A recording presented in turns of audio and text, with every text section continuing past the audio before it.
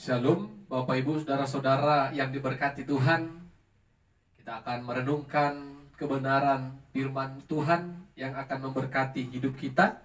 Namun sebelumnya kita satukan hati kita bersatu dalam doa. Kami memuji kebesaran dan kemurahan Tuhan pada saat ini. Kami bersyukur kasih setia Tuhan tetap kami rasakan dalam kehidupan kami. Firman Tuhan yang akan kami perdengarkan dan dengarkan bersama-sama. Biarlah itu menjadi berkat dalam kehidupan iman percaya kami. Roh Kudus Tuhan senantiasa menolong kami untuk mengerti firman-Mu. Dalam nama Yesus kami berdoa dan bersyukur. Amin. Saudara-saudara, Bapak Ibu yang diberkati oleh Tuhan, firman Tuhan menyapa kita pada saat ini dari 2 Tawarik pasalnya yang ke-9. Ayat pertama sampai 8. 2 Tawarik pasalnya yang ke-9, ayat pertama sampai 8. Demikianlah kebenaran firman Tuhan. Ketika Ratu negeri Sheba mendengar kabar tentang Salomo, maka dengan pasukan pengiring yang sangat besar dan dengan unta-unta yang membawa rempah-rempah, banyak emas dan batu permata yang mahal-mahal, datanglah ia ke Yerusalem hendak menguji Salomo dengan teka-teki. Setelah ia sampai kepada Salomo, dipercakapkannya lah segala yang ada dalam hatinya dengan dia. Dan Salomo menjawab segala pertanyaan ratu itu. Bagi Salomo tidak ada yang tersembunyi, yang tidak dapat dijawabnya untuk ratu itu.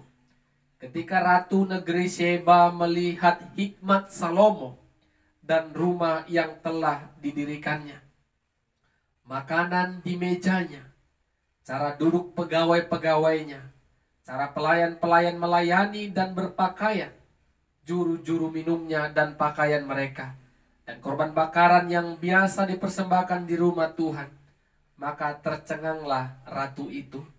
Dan ia berkata kepada raja, "Benar juga kabar yang kudengar di negeriku tentang engkau dan tentang hikmatmu.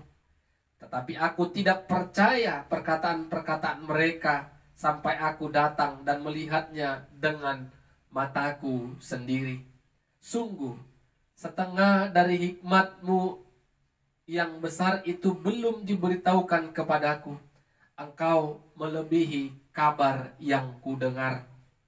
Berbahagialah orang-orangmu dan berbahagialah para pegawaimu ini yang selalu melayani engkau dan menyaksikan hikmatmu. Terpujilah Tuhan Allahmu yang telah berkenan kepadamu sedemikian, hingga ia mendudukkan engkau di atas tahtanya sebagai raja untuk Tuhan Allahmu. Karena Allahmu mengasihi orang Israel, maka ia menetapkan mereka untuk selama-lamanya dan menjadikan engkau raja atas mereka untuk melakukan keadilan dan kebenaran. Amin. Saudara-saudara, Bapak Ibu yang diberkati Tuhan, tema firman Tuhan bagi kita saat ini, hidup dalam hikmat Tuhan. Hidup dalam hikmat Tuhan. Secara umum, saudara-saudara, orang yang melakukan kebaikan atau sebaliknya orang yang melakukan kejahatan akan cepat tersebar luas kepada banyak orang. Baik itu orang-orang di sekitar kita, baik juga orang-orang yang jauh di sekitar kita. Apalagi di zaman canggih sekarang. Semua dapat begitu cepat segala informasi baik atau jahat diterima oleh orang banyak. Bapak Ibu saudara-saudara yang diberkati Tuhan, orang yang baik, orang yang melakukan kebaikan akan dikenal, akan didengar oleh setiap orang. Begitu juga dengan yang namanya melakukan kejahatan. Tetapi kita mau menjadi orang percaya yang dikenal, yang didengar bukan karena kejahatan yang kita lakukan, tetapi kebaikan yang kita kerjakan. Amin. Saudara-saudara, Bapak Ibu yang diberkati Tuhan, itulah yang kita akan dengarkan pada saat ini. Bagaimana Ratu dari Sheba mendengar hikmat dari Raja Salomo. Hikmat Salomo terdengar oleh banyak orang. Bahkan raja-raja di muka bumi ini pun mendengar bahwasanya hikmat yang dimiliki oleh Raja Salomo sangat begitu luar biasa. Kalau kita melihat ke belakang, mengapa Tuhan berikan hikmat yang begitu luar biasa kepada Salomo? Ketika Tuhan berikan kesempatan bagi Salomo untuk meminta sesuatu kepada dia, Salomo tidak meminta kekayaan, kehormatan, dan umur panjang. Tetapi Salomo meminta hati yang paham, hati yang bijaksana untuk menimbang perkara yang baik dan yang tidak baik. Hikmat itu teruji, Bapak Ibu saudara-saudara, ketika Salomo diperhadapkan dengan sebuah perkara. Ketika ada dua orang perempuan yang membawa satu anak. Perempuan yang satu mengatakan ini anakku, yang satu lagi katakan ini anakku. Dengan segala hikmatnya, Salomo memutuskan perkara itu kalau anak itu adalah anak dari ibu yang ini. Dan masih banyak lagi segala hikmat yang boleh kita lihat dan saksikan melalui kebenaran firman Tuhan. Bapak Ibu saudara-saudara yang diberkati Tuhan, mendengarkan hikmat dari Raja Salomo ini. Ratu dari negeri Sheba ingin menyaksikan secara langsung apa yang selama ini didengarnya. Dia datang menghadap Salomo dengan segala teka-teki yang dipersiapkan oleh ratu tersebut. Ketika dia sudah berhadapan dengan Salomo, dia sampaikan segala pertanyaan-pertanyaan yang sudah dipersiapkan, dan Salomo memberikan jawaban-jawaban. Tidak ada pertanyaan yang tidak bisa dijawab oleh Salomo. Dengan melihat itu, dengan melihat hikmat jawaban-jawaban yang diberikan oleh Salomo, di sanalah ratu dari negeri Sheba itu mengakui sesungguhnya Salomo itu sungguh memiliki hikmat dari Tuhan. Bukan hanya melalui jawaban perkataannya, tetapi melalui rumah yang didirikannya, melalui pelayan-pelayan, melalui pegawai-pegawainya yang bekerja bersama dengan dia. Sehingga ratu itu mengatakan, apa yang kulihat, apa yang kusaksikan pada saat ini, setengahnya pun belum aku dengarkan. Lebih dari yang kudengar telah kusaksikan, telah kulihat. Sehingga ratu dari negeri Sheba ini mengatakan, terpujilah nama Tuhan yang telah memilih engkau untuk memimpin umat Allah dengan keadilan dan kebenaran. Bapak Ibu lihat tadi bagaimana hikmat Salomo itu terdengar kemana-mana. Dan orang penasaran dan ingin menyaksikan hikmat yang dimiliki oleh Salomo itu. Sama seperti yang di awal saya katakan tadi. Ketika kita baik, benar, maka banyak orang yang akan penasaran dalam hidup kita. Dan biarlah kebaikan itu menjadi berkat, menjadi berita-berita yang indah. Melalui kebaikan, melalui perbuatan yang kita lakukan, orang tambah mengenal Kristus, mengasihi Tuhan. Lihat apa yang dikatakan Ratu dari negeri Seba ini. Terpujilah nama Allah. Iya, terpujilah Tuhan. Hikmat yang dimiliki oleh Salomo, Ratu dari Seba ini katakan terpujilah nama Tuhan. Jadi Bapak Ibu Saudara-saudara, apa yang mau kita renungkan dari kebenaran firman Tuhan pada saat ini? Pertama, usahakan dalam kehidupan kita melakukan kebaikan, agar kebaikan yang kita lakukan,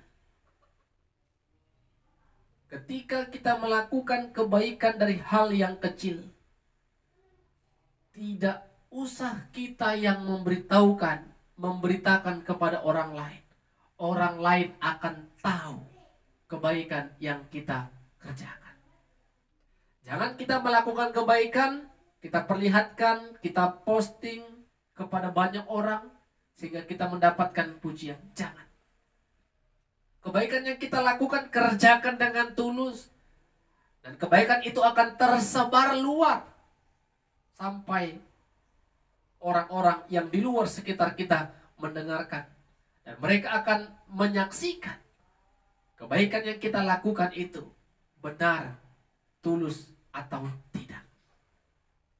Bapak Ibu Saudara-saudara yang diberkati oleh Tuhan, jangan kita orang percaya yang dikenal, yang dipandang karena kita melakukan kejahatan.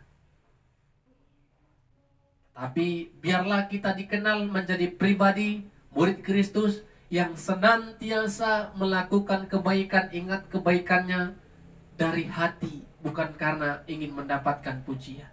Ketika kebaikan kita lakukan dan kerjakan, maka katakan kepada Tuhan, terpujilah Engkau ya Tuhan. Yang kedua Bapak Ibu Saudara-saudara, Salomo memimpin umat Tuhan dengan segala hikmatnya dan melakukan keadilan dan kebenaran. Jadi Bapak Ibu Saudara-saudara, belajar dari Salomo ini. Ketika kita datang kepada Tuhan, berdoa dengan segala keinginan pergumulan kita, jangan pernah meminta kekayaan, kehormatan dan umur panjang. Itu hanya bersifat sementara. Tetapi mintalah hikmat dari Tuhan. Karena dengan hikmat kita tahu melakukan yang baik dan membedakan mana yang tidak baik. Dengan hikmat kita bisa hidup menyukakan hati Tuhan. Kita bisa hidup menjadi berkat bagi banyak orang. Kita belajar dari kebenaran firman Tuhan pada saat ini, agar hikmat yang dari Tuhan itu ada dalam kita, sehingga yang kita lakukan adalah yang baik, dan yang baik itu didengar banyak orang, dan orang akan mengatakan, terpujilah nama Tuhan. Amin. Kita berdoa. Terima kasih, kami bersyukur buat firman-Mu yang sudah kami dengar ya Tuhan. Biarlah Roh Kudus Tuhan bekerja dan berkarya dalam hidup kami. Walaupun hamba-Mu sudah selesai menyampaikan firman Tuhan, tetapi Roh-Mu tetap bekerja dan terus berkarya dalam kehidupan kami yang mendengarkannya. Agar kami boleh hidup dalam hikmat Tuhan, agar kami boleh hidup dalam ketetapan dan kebenaran Tuhan, dan melakukan segala kebaikan yang berkenan di depan Tuhan. Dalam nama Yesus kami berdoa dan bersyukur. Amin. Shalom. Tuhan Yesus memberkati kita semua. Shalom. Bapak, Ibu, Saudara-saudara yang diberkati Tuhan. Firman Tuhan akan kita dengarkan dan renungkan bersama-sama. Namun sebelumnya kita satukan hati kita. Kita bersekutu di dalam doa. Segala puji syukur kami panjatkan kehadirat-Mu ya Tuhan. Sungguh kami merasakan berkat dan kemurahan Tuhan dalam kehidupan kami. Sepanjang kehidupan kami diberkati dan senantiasa terus diberkati Tuhan. Khususnya saat ini firman-Mu yang akan kami dengarkan merupakan kesempatan yang begitu luar biasa bagi kami untuk bisa mendengarkannya. Roh Kudus Tuhan memampukan kami untuk mengerti firman-Mu. Dalam nama Yesus kami berdoa dan bersyukur. Amin. Saudara-saudara, ibu bapak yang diberkati oleh Tuhan, firman Tuhan menyapa kita pada saat ini dari Matius pasalnya yang ke-18, ayat 15 sampai 20. Matius 18 ayat 15 sampai 20. Kami akan bacakan firman Tuhan bagi kita. Demikianlah firman-Nya. Apabila saudaramu berbuat dosa, tegurlah dia di bawah 4 mata. Jika ia mendengarkan nasihatmu, engkau telah mendapatnya kembali. Jika ia tidak mendengarkan engkau, bawalah seorang atau 2 orang lagi, supaya atas keterangan 2 atau 3 orang saksi, perkara itu tidak disangsikan. Jika ia tidak mau mendengarkan mereka, sampaikanlah soalnya kepada jemaat. Dan jika ia tidak mau juga mendengarkan jemaat, pandanglah ia sebagai seorang yang tidak mengenal Allah atau sebagai seorang pemungut cukai. Aku berkata kepadamu, sesungguhnya apa yang kamu ikat di dunia ini akan terikat di surga, dan apa yang kamu lepaskan di dunia ini akan terlepas di surga.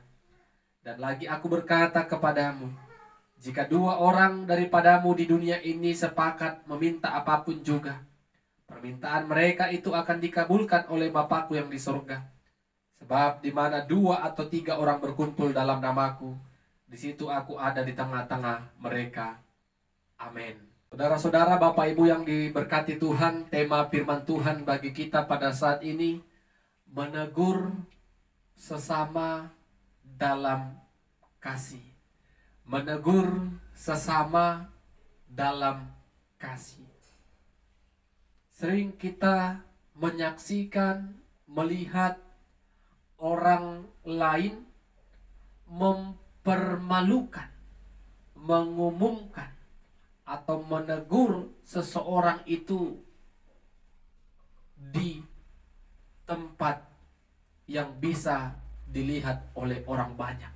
Contoh, status Facebook atau status Instagram atau cerita di WA atau cerita Facebook. Kita bisa saja menuliskan sesuatu yang jahat kepada orang lain agar kita bisa menegurnya. Tetapi ternyata ketika kita menegur mereka di depan umum, itu tidak menjadi jawaban solusi yang terbaik bagi orang yang salah. Malah akan semakin menjadi-jadi dan menaruh dendam kepada kita yang telah mempermalukannya pada banyak orang. Bapak Ibu Saudara-saudara, firman Tuhan mau berikan trik atau cara bagi kita bagaimana kita bisa menegur setiap orang yang melakukan kesalahan. Tuhan tawarkan cara yang pertama, panggil dia secara 4 mata. Kita dengan orang yang salah kita panggil secara kekeluargaan, terlebih dengan kasih yang daripada Tuhan. Kita tegur dia. Tadi yang kau lakukan itu salah. Tadi yang kau lakukan itu tidak berkenan di hadapan Tuhan. Tadi yang kau lakukan itu telah menyakiti hati orang lain. Kita menegurnya dalam kasih 4 mata.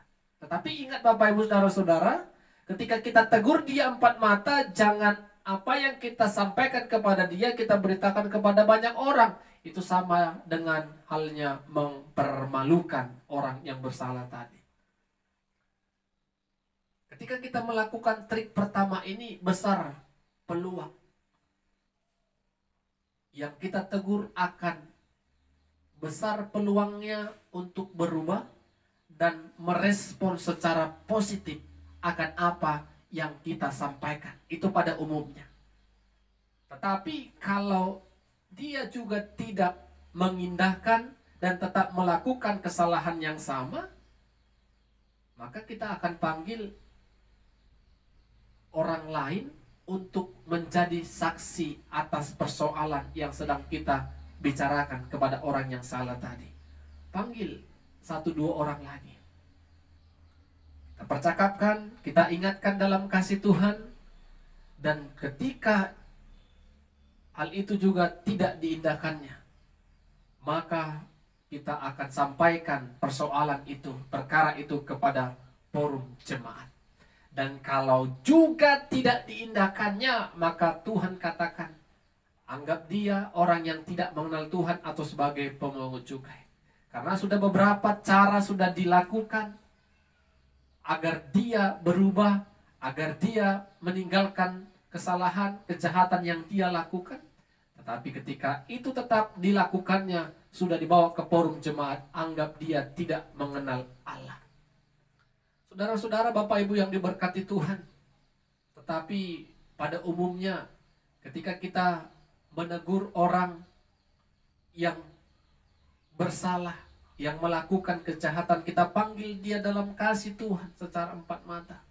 Besar sangat peluang untuk mengubahkan dia. Roh Tuhan yang mengubahkan dia. Dan dia merasa ternyata aku dikasihi olehnya. Dia tidak mempermalukan aku di depan banyak orang. Ada kebahagiaan bagi orang yang kita teguh. Itu poin yang pertama dari firman Tuhan.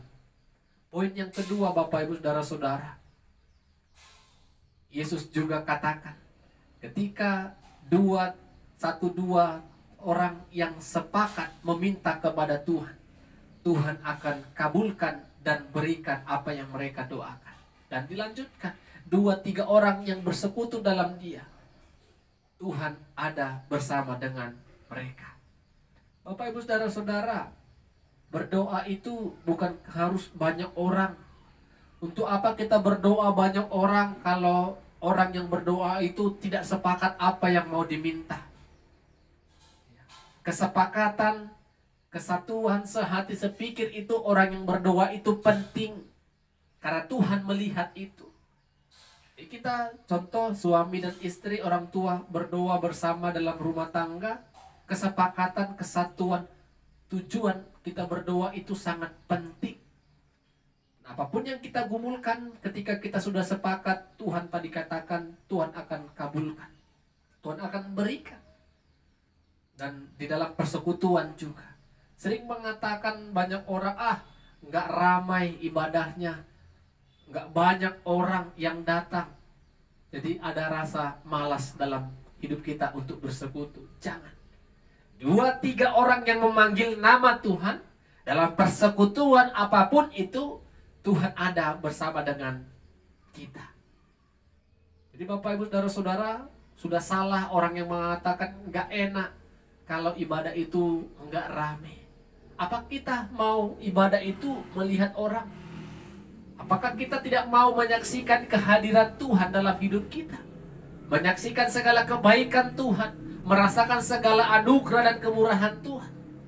Tuhan janji tadi, ketika kita meminta, 1-2 orang sepakat, Tuhan berikan. Ketika kita panggil nama Tuhan, 2-3 orang, Tuhan ada. Jadi Bapak Ibu Saudara-saudara, tetap bersuka cita. Kerjakan, lakukan segala bentuk persekutuan. Ketika kita sepakat bergumul bersama-sama dengan orang-orang di sekitar kita, bergumul dengan orang-orang yang ada dalam persekutuan kita, maka yakin Tuhan ada bersama dengan kita. Apa yang boleh kita renungkan Bapak Ibu Saudara-saudara? Yang pertama tadi, kita boleh simpulkan. Ingat, jangan pernah pertontonkan, perlihatkan kesalahan orang lain kepada banyak orang. Tetapi tegurlah orang yang salah itu dalam kasih. Kumpulkan dia dalam doa kita. Sehingga kita tidak punya niat sedikit pun mempermalukan dia. Tetapi kita rindu Allah mengubahkan dia untuk meninggalkan kesalahan yang dia lakukan. Yang kedua Bapak Ibu, kesepakatan, sehati sepikir itu sangat penting dalam sebuah doa. Sehingga kita sama-sama bergumul Dan pergumulan itu boleh didengarkan oleh Tuhan. Dan yang paling penting, jangan pernah patah semangat ketika dalam ibadah, dalam kebaktian, dalam persekutuan tidak banyak orang yang hadir. Tuhan tadi katakan, 2-3 orang yang panggil namaku, yang berseru kepadaku, aku ada di tengah-tengah persekutuan itu. Tuhan Yesus menolong kita. Amin. Terima kasih buat firman-Mu ya Tuhan, yang mengajari kami untuk menegur dengan kasih, dengan tidak mempermalukan orang yang bersalah.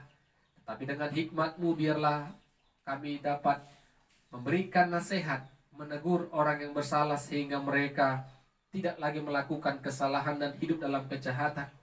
Dan kami percaya kesehatian dan kesatuan itu yang Tuhan inginkan ketika kami boleh sama-sama bergumul, berdoa dalam setiap orang-orang yang ada di sekitar kami. Terkhusus Tuhan, kami bersyukur firman-Mu mengingatkan kami ketika kami sungguh-sungguh menyembah dan bersyukur kepada Tuhan dan memanggil nama Tuhan. Sesungguhnya Tuhan hadir dalam persekutuan kami. Roh Kudus Tuhan yang tetap memampukan kami untuk mengingat dan melakukan firman-Mu. Dalam nama Yesus kami berdoa dan bersyukur. Amin. Shalom. Tuhan Yesus memberkati kita semua.